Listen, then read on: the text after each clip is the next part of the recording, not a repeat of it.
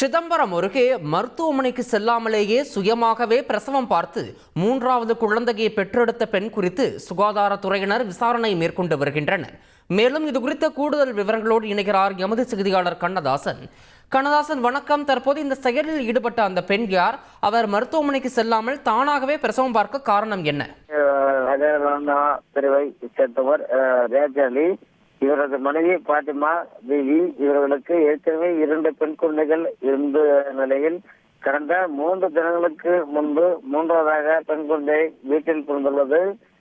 குழந்தை பிறப்பதற்கு பிரசவம் பார்த்தது யார், எப்படி குழந்தை தானாக பிறந்தது என சந்தேகம் எழுந்ததால் பரங்கிப்பேட்டை வட்டார மருத்துவ அலுவலர் அமுதா முத்துப்பெருமாள் மற்றும் வருவாய்த்துறை அதிகாரிகள் குழந்தை மற்றும் தாயின் நலத்தை சோதனை செய்வதற்காக சென்ற போது பாத்திமா பிவி கணவர் ரியாஜத் அலி மற்றும் உறவினர்கள் குழந்தையை பார்க்க யாரையும் அனுமதிக்கவில்லை. மேலும் இயற்கை முறையில் நான் குழந்தை பெறுவதை விரும்புகிறேன், எனக்கு மாற்று மருத்துவங்கள் தேவையில்லை என்று கூறி சுகாதாரத்துறை அதிகாரிகளை வெளியேற்றி குடும்பத்தினர் அதிகாரிகளை தடுத்துள்ளனர்.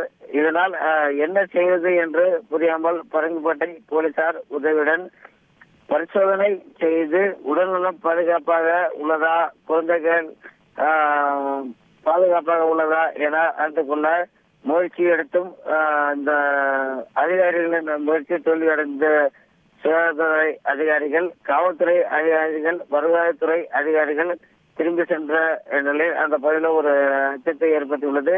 குறிப்பாக பிறந்த குழந்தையை சுகாதாரத்துறை அதிகாரிகள் காமிக்காமல் மருத்துவத்துறை, வருவாய்த்துறை மற்றும் அதிகாரிகள் அந்த பகுதிக்கு சென்று கேட்ட போதும் அவர்கள் தொடர்ந்து எதிர்ப்பு தெரிவித்ததால் போலீசார் முன்னிலையில் அவர்கள் காமிக்க வேண்டும் என்று வேண்டுகோள் விடுத்தனர். அதற்கும் அவர்கள் தொடர்ந்து எதிர்ப்பு தெரிவித்து வந்ததால் தற்போது அப்போதில் இந்த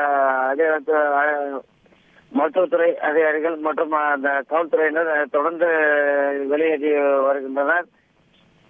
ஆகவே நாளையில் இந்த குழந்தை தற்போது மூன்றாவதாக பிறந்த பெண் குழந்தை உயிரோடு இருக்கிறதா என்ற ஒரு சந்தேகம் எழுந்த நிலையில தொடர்ந்து தற்போது விசாரணை என்பது நடைபெற்று வருகிறது. தகவல்களுக்கு நன்றி கண்ணதாசன். செய்திகளை உடனுக்குடன் தெரிந்து கொள்ள உடனே சப்ஸ்கிரைப் பண்ணுங்க.